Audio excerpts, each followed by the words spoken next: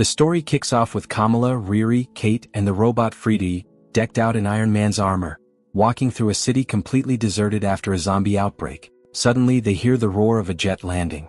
Investigating, they discover a zombie corpse that had swallowed a critical piece of technology for safekeeping.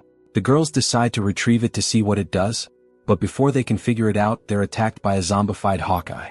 Luckily, Kate knows his fighting style well. She guides her friends on how to escape while taking him on herself. During the chase, Hawkeye fires one of his special arrows at her, but instead of fearing it, Kate's thrilled. She's never had one of these before and plans to save it for a special occasion. Once safe in their hideout, they inspect the device and find out it's a shield transmitter, the last attempt by scientists to save the Earth. It looks small because it's been shrunk with PIM particles, and the only way to use it is by connecting it to a supercomputer at a shield base. The last operational base is in Ohio. Even though the journey is dangerous, the girls decide it's worth the risk. Any chance to save the planet beats hiding. At first, the trip seems fun, and Kamala is even excited to see a storm. But things take a turn when they realize the storm isn't natural, it's attacking them. They soon discover the truth, it's not a storm at all but a battle. Fighting in front of them are zombie Captain Marvel and a robotic version of Icarus. The danger escalates when hordes of zombies appear, hungry for the girls. During the chaos, Kate tries to use her special arrow to take down zombie Captain Marvel. But when it hits, she realizes it's only a ceremonial arrow. The zombie is still free, and while Kate is focused on her friend, Riri gets bitten. Knowing she's about to die, Riri tells Fridi to get Kamala to safety. The robot scoops her up and tells her to reach Ohio to deliver the device to S.H.I.E.L.D. Meanwhile, Kamala is struggling to escape the battle between two like warriors. She collapses, but a mysterious motorcyclist swoops in to save her. Kama dreams about her friends pointing at a mysterious device, and when she wakes up, she realizes her rescuer is Blade. She fills him in on the mission, and when Blade hears that even the god himself revealed the device's importance, he promises to help her and escort her to the Ohio base. After a long journey, they finally reach Ohio, and find themselves surrounded by zombies. Strangely, these undead are defending the S.H.I.E.L.D. base. Inside, they run into Melina, Elena, Alexei, and several Black Widows. Melina explains that she's controlling the zombies using a neurological agent. Everyone introduces themselves and then examines the device. They discover it was designed to send a message to an intergalactic authority called the Nova Corps, the only beings with the technology to create a cure and save humanity. To send the signal into space, they have to leave the atmosphere and release the device so it can broadcast the distress call. While planning this, they receive an alert. A massive zombie horde is heading straight for the last human resistance. Blade reveals that this horde was personally sent by the Queen of the Dead, Scarlet Witch. The heroes prepare for battle. Familiar zombies show up, and a fierce fight erupts between the undead and the mind-controlled undead.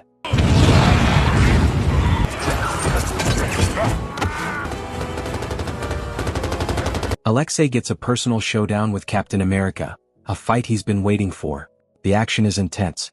At first, the heroes and the Black Widows hold the horde back, but then Avestar Zombie appears, using her teleportation powers to turn the tide. She brutally takes out the Black Widows, but Blade, empowered by the Moon God, manages to take her down in an epic lightning-fast battle. However, the enemies are overwhelming and the heroes are forced to retreat. To give them a chance, Melina sacrifices herself, trying to control the zombies using her neural device. Zombie warns her it won't work. They serve the Queen of the Dead directly. In the end, Melina is killed, but her bravery allows the others to escape. While mourning her loss, they realize they need to send the device into space, and Blade knows where they can find a spaceship. Meanwhile, Shang-Chi is fleeing alongside KTI from the zombie outbreak. Chaos reigns everywhere, and suddenly they see humans and giant creatures emerging. An aftermath of Hamping's lab being attacked. They continue to evade the relentless zombies. At one point, they're cornered, seemingly trapped, but just then Shang-Chi's father appears. Using his rings, he manages to save his son. Tragically, while trying to save more people, Shang-Chi gets bitten. To stop the virus from spreading, his father gives him the rings so he can survive, but this selfless act costs his father his life. Shang-Chi inherits the ring's power and escapes with the remaining survivors. Devastated by the losses, the group realizes their only option is to endure and find a solution. 5 years later, we see how they've adapted to survive in a devastated world, even facing off against Skrulls. In their struggle to stay alive, they've gathered several cows, planning to offer them as tribute to gain acceptance into one of the last human communities. It's here that they encounter Alexei, a burly man, and tensions quickly rise, but they're stopped by the leader of the community, a man named Simo. He welcomes all these heroes, telling them they've been officially accepted, but with one condition: they must promise to keep the peace and protect the community. Then he gives them a tour of his underwater city, a safe haven where people can live in peace and honor those who gave their lives to save others. During dinner, Kamala's group and Shani Sher's crew meet and quickly hit it off. Kamala shares their mission. They need to send Shelt's device into space to contact the Nova Corps, but first they have to track down a spaceship in New Asgard. Fingers crossed they succeed. That night, Kamala has a bizarre nightmare involving Hulk, followed by a vision of Wanda. Blake explains that the Queen of the Dead is watching her, and just then Wanda's zombie horde bursts into the underwater city. Simo stays confident, convinced the undead can't reach them. They don't know how to swim. But the moment a powerful undead breaks through, it becomes clear they're in trouble. And the attacker? It's Namor. Taking advantage of a breach, more zombies flood the refuge. The heroes fight to stop Namor, but the zombie prince is incredibly strong, and no one can seem to get the upper hand. Through teamwork and quick thinking, Kamala tricks him and uses her powers to blow off his massive head. Unfortunately, the danger isn't over. More zombies have made it inside. To give everyone a chance to escape, Yelena sacrifices herself to activate the manual escape system, leaving her father devastated by the loss. Now let's jump back 5 years to see what Spider-Man was up to. T'Challa and Scott were trying to take down the zombies using Wakandan energy and the Mind Stone. The problem? To pull it off, they had to face zombie Thanos, who already had the other Infinity Stones.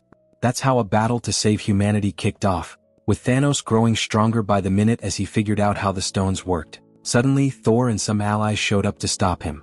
But since Thanos was now a zombie, Thor's attacks barely scratched him, and the God of Thunder was quickly defeated. Spider-Man and T'Challa stepped in next, showing off their best moves to take Thanos down. They were doing well, but with 4 stones already in his grasp, getting the final one was easy for him. Seeing no other choice, T'Challa made a heroic sacrifice, hurling Thanos' body into Wakandan energy to try and save the universe.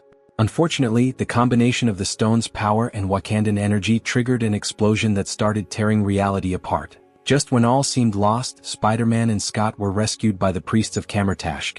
The priests warned that the final battle was approaching and that more heroes would need to be recruited. Meanwhile, Kamala and the team finally reached the mainland in search of the new carrier. There they encountered Valkyrie, the Guardian, who tried to turn them away since they were mortal. But the moon god stepped in, reminding her that he too was a deity, and Valkyrie reluctantly let everyone in. Inside the new Asgard, the heroes discovered that the gods were completely detached from the outside world, living in a never-ending party. Taking advantage of the moment, the heroes took a short break. Alexei, still grieving his daughter's death, joined the celebration in her honor. Meanwhile, Kamala spotted Thor among the revelers that she tries to talk to him and ask for his help, but Valkyrie explains that ever since his defeat against Thanos, Thor has become a broken man who no longer cares about life. Curious, she asks where they get all the resources to host such lavish feasts. Valkyrie tells him it all comes from the Queen of Sokovia, Wanda Maximoff. The heroes are stunned. Wanda? The Queen of the Dead? Suddenly, Wanda herself appears and says she wants to speak with them. Kamala confronts her, reminding her that she's the Queen of the Dead. Wanda admits she's infected, but unlike the others, she's managed to stay conscious and control her powers, healing herself from the zombie decay. Wanda explains that to cure everyone, she needs the power of the Hakuna energy. But there's a being who has stolen that energy, and she needs Kamala's help to defeat it and reclaim it. She also mentions that she's just recruited more soldiers infused with godlike energy. Then we see the Asgardians were infected because Wanda fed them zombie corpses. One by one, they begin transforming into the undead and start attacking our heroes. To escape, Kamala asks Valkyrie to show them the location of the Asgardian spaceship so they can get away. Everyone rushes toward the ship, thinking they're safe, but Wanda is so powerful she can move the vessel at will. It seems hopeless. But when Thor sees his Asgardian friends turning into zombies, he decides to fight. What follows is an epic showdown between Thor and Wanda.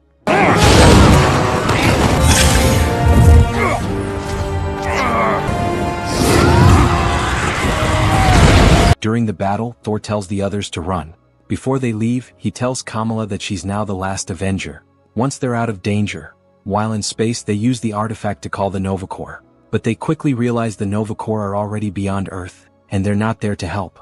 In fact, to protect other planets, the Nova Corps won't allow any human to leave. This is why our heroes suddenly come under attack and the Nova Corps destroy their ship. Kamala steps in, using his powers to create a protective barrier so they don't get blasted into space. Even so, the team is about to crash into the ocean, when out of nowhere they're teleported to Kamala. Kamala is thrilled to see Spider-Man, someone he's always admired. The priests there explain what happened with the then-Ano zombie and reveal that when T'Challa sacrificed himself to save the universe, the Guardian energy in the Infinity Stones almost tore reality apart. They had asked Hulk to contain that destructive power with his body, turning him into an almost divine being. The problem now? Wanda wants that power for herself. The priests warn Kamala and the others that, as heroes, they must do everything they can to stop Wanda from siphoning energy from Hulk. Feeling down, Kamala reflects on her friends and worries that her journey might have been in vain. But Shang-Chi appears and reassures her. She shouldn't feel guilty. Everyone was ready to risk their lives for a chance to save everyone else. He also reminds her that Thor called her the last Avenger, a thought that lifts her spirits and steels her resolve. Kamala is ready to fight and stop Wanda. Hours later, we see Wanda getting ready to attack Hulk with her massive army of zombies.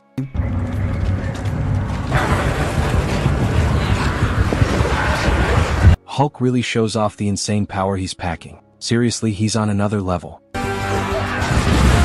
Still, Wanda had so many zombies at her disposal that even Hulk, as strong as he is, starts to get worn down, especially when she also attacks him with her flying ships. Wanda moves in, aiming to absorb the energy she needs to reshape reality itself. But just in the nick of time, Kamala and her friends jump in to protect Hulk. Musical note, and that's when the battle kicks off. We watch as the heroes spring into action. Spider-Man effortlessly takes on hordes of enemies, Plate wields his swords with deadly precision, and Shani sure spins her rings to take out multiple zombies at once. The heroes are doing an amazing job, but Wanda isn't done yet. She tries to manipulate Kamala into helping her. When that fails, she shows Kamala visions of her fallen friends, breaking her focus and filling her with guilt. And just when things couldn't get worse, Wanda unleashes her top fighter, Zombie Thor. Plate tries to take him down, but Zombie Thor proves unstoppable. That's when the almighty Hulk steps in to face him, and the fight that follows is brutal. These two could easily be the strongest beings in the entire Marvel Universe.